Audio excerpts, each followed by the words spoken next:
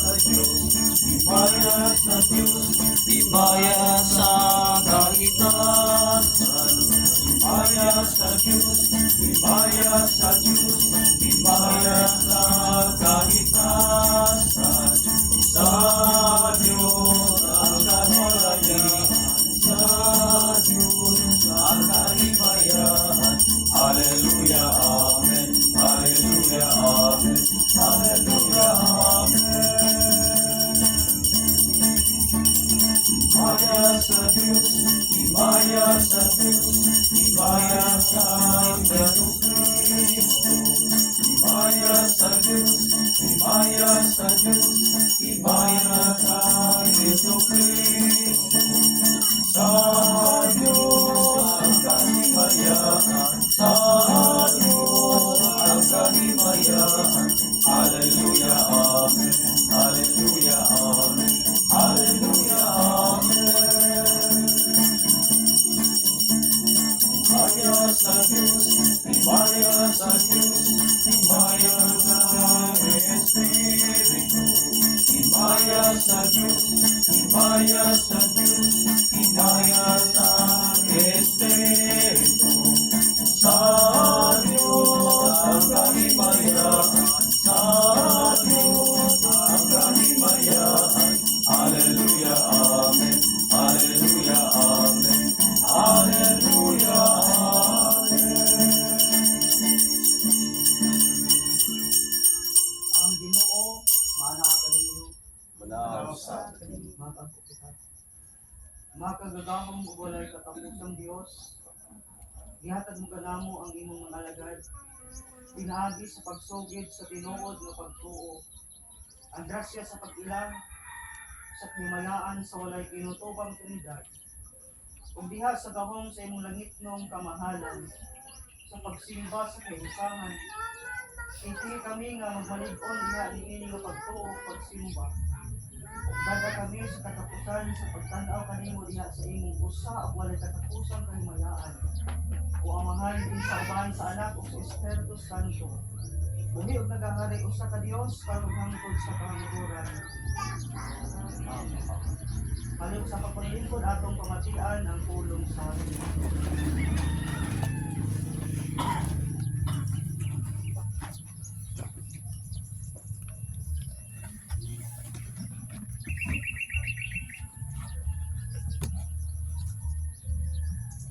Ang unang pagbasa, tinutlog ikan sa libro sa Deuteronomio, Kapitulo 8, versikulo 1 hangtod 10. Tumana ang mga sugo ko kaninyo, karon aron mabuhi kamo, mudaghan, ug makapagpanag-iya sa yuta ng isaad sa Ginoo ngadto sa inyong katigulangan. Hinumdumi ang gigiyahan kamo nagigiyahan kamo sa Ginoo nga inyong Dios sa tibuok ninyong panaw sulod sa 40 ka tuig dito sa kamingawan. Gilisod-lisod kamo kaniya aron pagsulay kung tumanon gayud ninyo ang iyang mga sugo. Gilisod-lisod kamo niya o gipasagdan sa kaok nga kabsan o pagkaon o nya ginhatagan kamo niyag mana. Pagkaon nga wala pagyud ninyo matilawi ug sa inyong katigulangan sukad masukad. Gibuhat niya kini aron pagtudlo kaninyo nga ang tawo dili mabuhi sa pagkaon lamang kundi matag pulong sa Ginoo. Sulod sa 40 ka tuig ninyong pagpanaw, ang inyong bisti wala mag-isip. Wala usab mga samat ang inyong tiil. Hibaluin ninyo nga ingon ang pagpantunon sa usa ka amahan iyang anak. Pantunon usab kamo sa Ginoo nga iyang Dios. Busa tumana ang iyang mga sugo ug sunda ang iyang kabubuton o kahadloki siya kay dad-on kamo niya ngadto sa usa ka tabunok nga yuta nga daghag mga suba ug mga tubod nga nag-agas sa kawalugan ug kabungturan. Yuta nga daghag trigo, sibada, ubas, igos, granada, olibo, ug dugos. Yuta kini indilit kamo gutomon ug walay makulang kaninyo. Diin makakuha kamo puthaw gikan sa mga bato og makaminag tumbaga sa kabukiran. Mangaon kamo og mga busog o pasalamatan ninyo ang Ginoo nga inyong Dios tungod sa maayong yuta nga gihatag niya kaninyo. Kini mao ang pulong sa Ginoo. Salamat sa Diyos.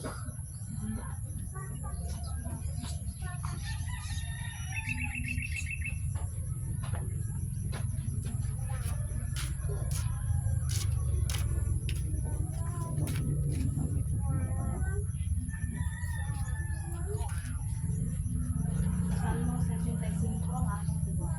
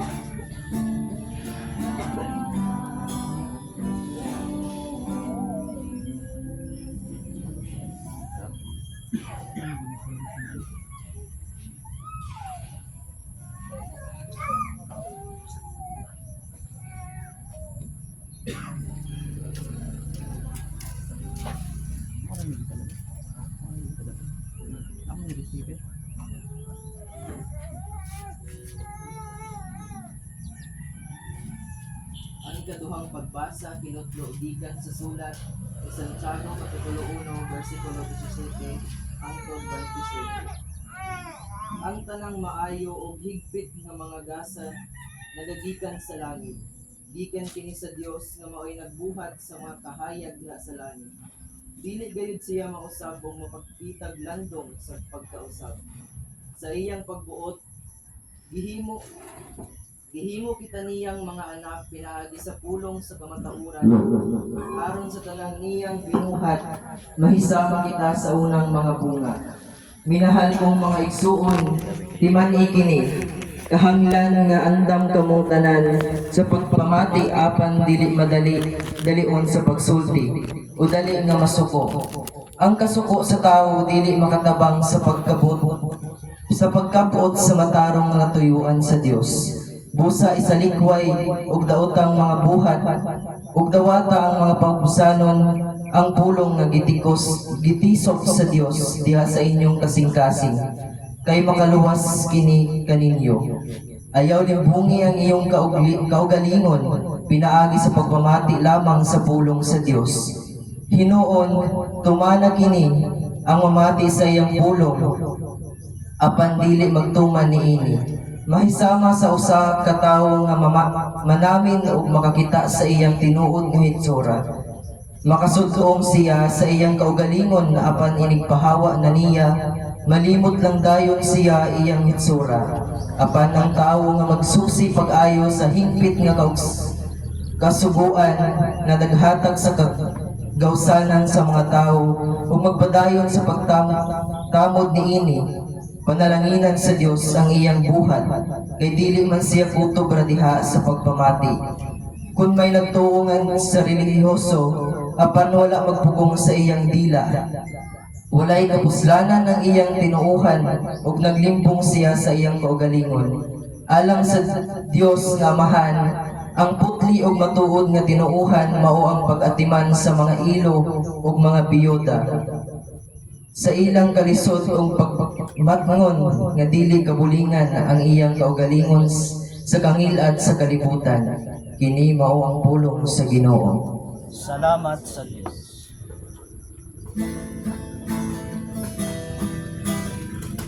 Pangayog sa pagpanito.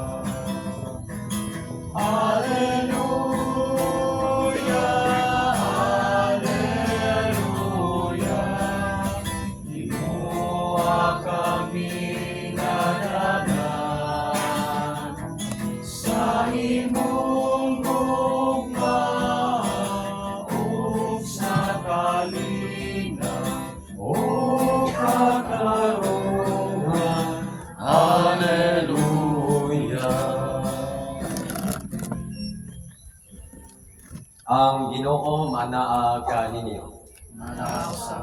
Ang balang Ebanghelyo sumala ni San Mateo, kapitulo 6, versikulo 25 hangtod sa 33.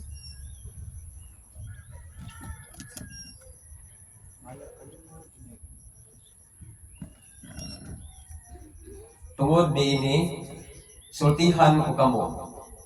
Ayaw kabalaka on sa inyong kanon og imnon, aron kamo mabuhi o sa inyong ibisti. Dili ba mas bilihon pa man ang kinabuhi kaysa pagkaon o ang lawas kaysa bisti? Tanawa ang mga langgam, wala sila magtugas o mag-ani aron ilang tigumon sa kamali. Apan giatiman sila sa inyong Amahan nga atua sa langit. Dili ba mas bilihon pa man kamo kaysa mga langgam? Kinsa man kaninyo ang makadugang sa gitas-on sa inyong kinabuhi, pinaagi sa pagkamalaka. O nganong mabalaka man kamo sa inyong ibisti, tan-awa giun sa pagtubo sa mga bulak sa kaumahan. Wala sila maghago aron makabisti. Apan sultihan ko kamo, nga bisan gani si Solomon nga dato kaayo, walay sapot nga sama katahom sa usa ni ining mga bulaka. Kung gibistihan sa Dios ang mga balili nga buhi karon, apan sa sunod adlaw sunugon ra, kamo pa kahay dili bistihan, pagkagamay ninyo pagtuo.